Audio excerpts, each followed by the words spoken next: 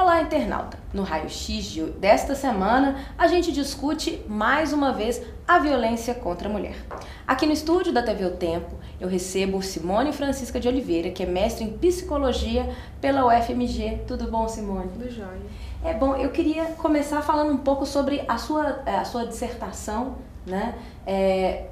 Foi um estudo muito interessante que você fez, tendo uma vivência prática com, né, mulheres que né, sofreram violência doméstica. Como que foi esse estudo? É interessante você falar da prática, né? O meu estudo realmente foi baseado na prática. Eu sou psicóloga e eu atendo mulheres em situação de violência. Há em torno de 4 anos, no Centro de Referência de Atendimento a Mulheres em Situação de Violência de Contágio, e foi lá que eu escolhi como campo da pesquisa. E esse campo é realizado através de um grupo. Então, toda semana eu ofereço esse atendimento em grupo, no Espaço Bem Me Quero, e a partir da escuta, a partir dessa experiência do atendimento em grupo, que eu tive a ideia de fazer a dissertação. E então, uma questão interessante primeiro é essa. Então, tudo que foi escrito, todos os resultados que eu atingi foi a partir desse grupo.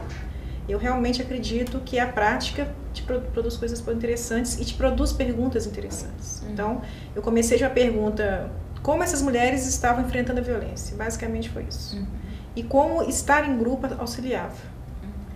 No final, a gente concluiu que realmente auxiliou muito. Elas repetidamente dizem isso em qualquer local que a gente solicita. Elas são muito abertas para falar sobre isso. E os resultados foram visíveis, né? Tem mulher que ficou comigo em torno de 1 ano e meio e os resultados foram visíveis. Visíveis quer dizer o quê? Fim do ciclo da violência. Isso quer dizer o quê? Não quer dizer que separou judicialmente, não quer dizer que o marido nunca mais brigou. Quer dizer que ela conseguiu, através das atitudes dela, das estratégias que ela elaborou, sair da relação. Algumas continuam casadas, por enquanto, mas já estão organizando os processos jurídicos. Outras eram namoradas, outras eram amantes, inclusive, e conseguiram sair da relação. A gente entende que a violência é dinâmica. Então, quando a gente fala que produziu resultados, não é que ela nunca mais vai sofrer violência, ou que ela nunca mais, ou que ela conseguiu definitivamente encerrar aquele casamento, mas ela mudou a dinâmica daquela relação. Tem casamentos de 30 anos que, assim, virou outra dinâmica. A maioria dessas mulheres que você atende relata que a violência vem de um ciúme do parceiro. Quais são os detonadores de uma reação física ou mesmo de um assédio, né? Que a gente sabe que não existe só a violência física, existe uma violência verbal também, né? É o ciúme o principal detonador de um ato extremo? Quando eu questiono diretamente como começou essa briga, a gente começa por aí. Realmente o ciúme ou o poder, a sensação de poder, você me pertence. Tem homens que dizem claramente: você é minha esposa, você tem que fazer o que eu quero, desse jeito mesmo, assim, nesse tom um tom de voz agressivo, e insistem nisso. Então, todas as tentativas da mulher de sair dessa norma que a gente comentou, uma norma social, você é minha esposa, você cumpre o que eu quero, são retalhadas mesmo. Algumas fisicamente, algumas, né, psicologicamente, moralmente. É muito comum isso também. Durante uma briga, que a princípio seria uma tensão simples de um casal, aí solta aquelas palavras, né, que machucam muito. Ah, você é uma vadia, você é uma vagabunda, você dá pra todo mundo, você não foi na igreja, na verdade você foi ficar com o pastor, e por aí vai. Só que, igual você falou, isso, para gerar um ato físico, às vezes demora anos, mas ficam 2, 3, 4, 5 anos nessa minando a autoestima da mulher, minando, o que eu acho pior que a autoestima, minando a autodeterminação. Essa mulher não pode escolher onde ela vai. Né? Perguntaram para mim sobre casos. Tem o caso de uma senhora que eu atendi, 36 anos de casada, não separou, não tem pretensão, né, por várias questões, católica, extremamente devota, e não podia ir à igreja, mas não podia mesmo. Que ela chegava na porta, era alvoroço na porta da igreja, todo mundo já conhecia, ela passava muita vergonha e ele falava horrores. Houve 2 casos de violência física, mas essa questão da violência psicológica e moral era todo dia. Por fim, ela parou de ir na igreja, né? Resistiu, ficava rezando em casa ele destruía as coisas dela também, que é a violência patrimonial. Ele quebrava todos os santos, quebrava coisinha de produzir flores para a igreja e por aí foi. Isso foram anos e anos e anos. Quando ela entrou nesse grupo que eu comentei no início, né, ela foi solicitar ajuda. Ela não tinha, justamente essa questão, ela não tinha interesse a princípio de separar, então ela não foi encaminhada para o jurídico. Ela não tinha interesse em dar uma queixa a princípio, que é uma coisa comum. Então, nesse caso também é Eu acho que é uma questão geracional, né? Porque se é uma pessoa que está há 36 anos casada, é uma pessoa que não acompanhou também as evoluções, as conquistas do movimento feminista e que se considera, né, realmente pertencente àquela figura, né, autoritária do marido, né? Que foi... mas a gente estava conversando, inclusive, que não é possível traçar um perfil determinado. O agressor, ele não tem uma cara, ele não tem uma classe social determinada, ele não necessariamente é usuário de bebida alcoólica ou droga, embora isso acabe, em certos momentos, impulsionando atitudes mais violentas. Eu queria que você comentasse um pouco sobre isso, assim. Esse agressor, ele é multifacetado, né? Usando esse exemplo dessa senhora, que eu acho um exemplo que eu uso sempre, porque foi muito... Vai chegar na sua resposta. Ele era um alcoólatra, um senhor mais velho alcoólatra. Mas muitas vezes, como ela disse, indiferente dele estar bêbado ou não, ele fazia isso. Fazia o quê? Todas essas coisas que eu comentei. Quebrava as coisas, gritava e xingava. Tem homens mais velhos, que são mais jovens, que são alcoólatras, usam crack. A gente entende esses fatores como fatores que aumentam o risco de maior violência, mas não são determinantes. Mas claro que quando você conversa com a mulher, ela fala: meu marido é traficante, meu marido usa crack, meu marido é psicótico, meu marido já tentou suicídio, meu marido já teve tentativas de homicídio anteriores. Claro que isso nos deixa mais alerta. Mas não é determinante, mas é um agravante. E isso faz diferença em toda a determinação do caso. Mas determinar homens assim fazem assado, digamos, não existe essa receita. A princípio, na verdade, qualquer homem pode ser violento, justamente porque todas nós estamos na mesma sociedade machista. Lógico que tem homens que são mais sensíveis, você falou, tem a questão da idade, geracional, mas eu já conheci rapazes de 30, 20 anos que são tão ou mais machistas que homens de 60. Eu acho assim que depende muito mais do processo de reflexão daquela pessoa sobre as questões de homens e mulheres. E sim, lógico que a gente realmente, homens mais velhos têm mais dificuldade. Por causa do que você falou. Não acompanhou a questão, foram criados numa época que não se questionava isso, então não se questionava o casamento. Casou para sempre e é para sempre mesmo. E ele era a autoridade máxima daquela casa. Ele é a cabeça, que hoje, como eles dizem. Né, além de dividir as funções e tarefas, há muitas mulheres no Brasil, pelo último censo, né, que são chefes das famílias. Muitas ganham, inclusive, mais que os maridos ou sustentam a casa. Bom, falando um pouco sobre... existe um alerta vermelho, assim... Você está num relacionamento de namoro e vai se casar com aquele cara e existem traços que possam falar: poxa, mas esse cara tende a ser agressivo, pode ser que depois que eu me comprometer mais profundamente isso vá piorar, ou não. Existem também casos assim que o sujeito era um excelente exemplar namorado e virou outra pessoa depois do casamento. Quer dizer, tem como, assim, né, nessa coisa dos traços, das características das pessoas, perceber essas peculiaridades, perceber que existem alertas vermelhos, assim, como eu sei que eu estou numa relação que pode se tornar violenta? Eu acho que não usaria esses termos, mas que existem traços machistas, digamos assim, para simplificar o discurso, existem traços machistas e dificilmente mudam. Então você tem um namorado que faz piadinhas machistas, que realmente acha que pode mandar no tamanho da sua saia, que realmente acha que pode controlar o seu horário. No início do namoro pode ser comum, é amor, ele gosta muito de mim, por aí vai. Ele tem ciúme, ele me ama, ele gosta de mim, ele me espera no portão da escola, ele me espera no portão do trabalho, ele me espera... Agora, disso para passar, né, ele me espera, ele me persegue. E virar algo patológico, né? Quando eu tento terminar o namoro, ele continua me perseguindo. Eu acho que o sinal é esse. Né? Qualquer ação, homem, mulher, que te tente barrar a sua autodeterminação, a sua liberdade, é um alerta. E aí é qualquer mesmo.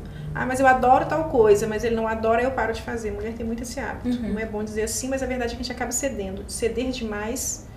Quando você entra numa relação que você percebe, estou cedendo, sempre cedendo, para o quê? Para evitar que ele fique tenso, para evitar que ele fique nervoso. Para evitar o conflito, inclusive, que é necessário em qualquer relação, não necessariamente na relação homem-mulher. Às vezes a gente precisa do embate para chegar a uma solução na vida, né? Mas você perguntou de alerta vermelho, então quando a mulher sentir, por exemplo, que eu estou numa relação que eu tenho que fazer isso para ter paz, eu tenho que evitar o tempo todo discutir, questionar, perguntar, porque senão ele vai brigar comigo. Quando entra nesse ciclo, que a gente chama de ciclo da violência, a tendência é essa mesmo. Aí pode sim partir para atos violentos, fisicamente dizendo. Então é um alerta vermelho, sim. E até culminar em crimes passionais, né? A gente tem aí ao longo desses programas especiais que a gente fez na TV O Tempo Raio-X, estatísticas mesmo, assim, né, companheiros que não aceitavam o fim de um relacionamento e mataram suas companheiras, por mais que elas fossem protegidas pela Lei Maria da Penha. Não é uma proteção, assim, tão efetiva, né? O ideal é que ficasse um policial na porta da casa dela e que esse sujeito realmente respeitasse a determinação da lei da distância, mas as ameaças, elas existem, elas continuam, né? E parece que até, em alguns casos, até a punição, a perspectiva de ser preso ou punido ou castigado, né, pela lei, não assusta, né? Acho que chega um estágio que isso não o assusta mais. A gente pergunta claramente, essa pergunta para as mulheres que a gente atende. O seu marido é um marido que, quando eu digo para ele, vou chamar a polícia, ele teme? Ele tem medo? Tem uns que falam, manda vir que eu resolvo. E quando eles dizem assim, é porque eles realmente acreditam nisso, assim, é a questão, é a autoridade máxima, como você disse. Eu mando mesmo, essa casa me pertence, esse ambiente é meu, esse lar é meu, essa mulher é minha. Quando a gente escuta um homem que diz isso, eu gosto de falar, são agravantes. A gente sabe que a tendência dele não respeitar a lei é maior. Então a gente tem que tentar elaborar mais estratégias. Inclusive, às vezes, mandar a mulher para o abrigo, como você já apresentou em outros programas seus. Então são estratégias que a gente vai elaborando, nenhuma é 100%. Né? Sempre a parte do que a mulher deseja também, porque não adianta a polícia falar, você vai sair de casa amanhã. Tem mulher que não está preparada para 1000 questões, inclusive financeiras, inclusive os filhos, família. Então não adianta a gente resolver para aquela mulher. Então é um trabalho delicado e que exige paciência, exige atenção. E é a partir do que ela pede, do que ela escolhe. A gente trabalha com o que ela quer, mesmo que não seja o que a gente acha melhor. E por isso que dá tanto questionamento. Ah, mas tem a lei e ninguém cumpre. Tem a lei e a mulher não faz. Tem a lei e a mulher quer outra coisa. A gente parte da autodeterminação da mulher. A gente não pode fazer o que a gente não quer que seja feito. Se a gente quer que os homens respeitem, quando eu digo a gente, eu digo as instituições. Então, quando você está escutando, atendendo a mulher que está em situação de violência, tem que partir primeiro disso. Ela tem que aprender a respeitar o que ela sente, o que ela pensa, porque realmente é esquecido isso durante a relação. Então, há de se ter paciência, há de se esperar o tempo e às vezes não ocorre. Inclusive, às vezes, em ambientes policiais, ambientes jurídicos. Por isso que gera tanta confusão, às vezes. A gente tende a pensar, quando se fala em violência doméstica, violência contra a mulher, só no caso das mulheres que têm um namorado, um companheiro, um marido, né? Mas existiu aí recentemente um movimento que ainda existe, está crescente e que foi inclusive reprimido surpreendentemente em 2011, né? Depois de tantas conquistas que as mulheres, né, de fato conquistaram, mas outras que ainda estão por vir, a Marcha das Vadias, né? Pelo direito de uma moça usar mini saia sem que isso seja necessariamente para provocar o cara numa balada, pelo direito de inclusive estar num bar e achar um cara interessante e conversar com ele sem que ela seja, né, uma vagabunda, né, por direitos iguais, né, por tudo aquilo que os homens fazem e que nem é como tido normal, é normal. Né? O cara vai usar uma bermuda, é normal, e uma mulher usar uma mini saia, é normal. E a marcha foi repreendida, né? E existem ainda várias situações que provam que a nossa sociedade machista ainda precisa evoluir muito para poder aceitar o papel da mulher, o lugar que a mulher ocupa na sociedade contemporânea, né, Simone? Eu concordo. Quando eu uso autodeterminação, é inclusive sobre o seu corpo. Então, inclusive, eu desejar sair à noite de mini saia não é porque eu quero provocar. Não é porque eu quero ser estuprada assim que eu sair do ambiente, né, que eu estou me divertindo. Não é porque eu não... Aquela questão, a mulher não pode tomar iniciativa. Então, são pequenas coisas que vão te... né, tirando a sua liberdade. Quer dizer, eu estou interessada em um rapaz, mas eu não posso falar nada. Eu tenho que esperar que ele venha. Então, parece que são coisas pequenas, mas é isso, né? Eu acho que isso é o principal. É isso que sustenta o machismo. Então, assim, não, mas é tão bobo. Não é tão bobo, porque é isso que faz a diferença quando aquela menina que esperou o rapaz tomar a iniciativa, sempre vai ser assim a tendência, né? Tipo assim, quando ela estiver realmente namorando com ele vai continuar tomando as iniciativas. E sempre que ela tentar tomar o lugar, né, digamos assim, de cabeça da família, chefe da família, vem a retaliação. E tem uma coisa de autorrepressão, né? Claro. Eu quero usar uma roupa mais justa, mais curta, porque eu estou me sentindo bonita, eu estou me sentindo bem, mas eu não vou porque isso pode me custar a própria vida. Claro. Né? E existe essa autorrepressão que é gravíssima, né? Essa autorrepressão vem de todos, digamos assim, a gente chama de cartilha no grupo. É uma cartilha que foi ensinada pra gente mesmo, né? Desde pequenininha, como se vestir, como namorar, como casar, como noivar. Tem uma trilogia mesmo, como ter filhos, como criar filhos. Então, qual de nós não passou por isso? E essa cartilha ensina isso também. Ensina que você deve sentar de perninha fechada, de sainha, de preferência abaixo do joelho. Parece simples, mas a gente tem que pôr na cabeça que é isso que sustenta a violência. Porque é isso que quando você cismar, entre aspas, estou casada, estou me sentindo bonita, legal, eu vou pôr um short curto e vou na padaria. É isso que faz você chegar em casa e seu marido falar, por que você está com esse short? Isso é minha. E alguns maridos vão para, né, como diz, para a violência física. Então a base que sustenta essa violência não é muito diferente de ser namorada, ser noiva, ser amante, ou ser uma mulher solteira, livre, desimpedida, porque se ela vai fazer o certo, se ela tá numa boate e ela foi de alguma maneira agredida até verbalmente por ela estar usando uma roupa mais sensual, se ela vai na delegacia, a atitude normal desse delegado é de falar, mas também você estava com esta minissaia, ou não adianta denunciar porque eu não posso fazer nada por você, né? Essas atitudes, elas permanecem, né, na nossa são sociedade. mais que atitudes. Quando um policial, um delegado fala isso se chama violência institucional. Está sendo cometido isso é passível de denúncia? Com certeza. Eu estou abrindo uma bandeira contra a violência institucional nesse sentido. As mulheres falam claramente, eu fui violentada em casa e cheguei na delegacia e fui novamente. Né? Assim, a gente ouve horrores, né? Quem tá, igual eu que estou na linha de ponta lá escutando todos os dias mulheres, você escuta coisas que não acredita que policiais disseram, advogados disseram, juízes disseram, não é só os policiais que fazem isso.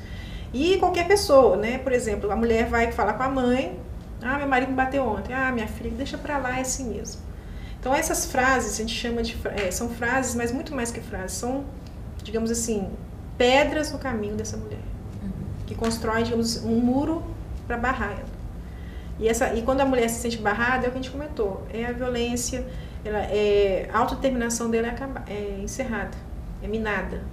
E é contra isso que a gente luta. Quando a gente fala enfrentar a violência, é enfrentar isso aí, é enfrentar esse muro que proíbe, que dificulta, que incomoda, que predispõe à violência, digamos assim.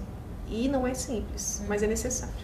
E a nossa sociedade, eu penso, Simone, ela precisa aceitar certas mudanças até naquilo que pode parecer um elogio. Eu vou lembrar agora de uma crônica que eu li de uma jornalista de São Paulo, ela tem um blog, chama Eu Li, Tu Lias, Lia Bock, falando justamente dessa geração dos 20, 30 anos, que voltou a valorizar a chamada mulher para casar. Né? E aí ela falou, mas o que é essa mulher para casar? É uma mulher que gosta de ficar em casa, organizando as coisas? Nós que trabalhamos, somos modernas e temos nossos filhos, queremos que eles tenham dignidade, moral e ética, somos para casar. Mas isso não nos impede que gostamos de sair, de beber, de aproveitar a vida, de sexo, né? Então, assim, a chamada mulher para casar é essa figura reprimida, né? E aí ela fala que ela tá muito assustada com essa geração de 20, 30 anos que tá idealizando a figura da princesinha. E ela fala, a princesinha não existe. Porque você vê a princesinha, você vai no Facebook e tem uma foto dela na balada, que bebeu demais com as amigas e tal, e você fala, nossa, mas essa é a princesinha. Quer dizer, nós somos seres imperfeitos, não existe este pra casar, né?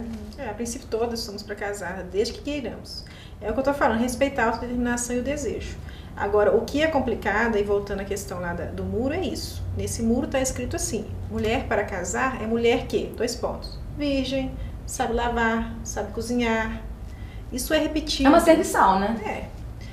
Me respeita, quando eu quiser sair eu posso, e por aí vai. Parece que é simples, mas é repetido exaustivamente na cabeça tanto de jovens do sexo masculino quanto do sexo feminino. E essa para casar tem que cumprir tudo isso. E quando ela não cumpre, o rapaz, o homem, o companheiro, se sente no direito de questionar. Questionar no mínimo, né? Se sente de punir mesmo. Você não lavou a vasilha, e por aí vai. Então, assim, eu entendo assim, quando a gente fala quero mulheres para casar, quer dizer, quero mulheres que sigam aquela cartilhazinha. Cartilhazinha do início ao fim, desde quando era menininha de preferência até quando ela tiver meu filho.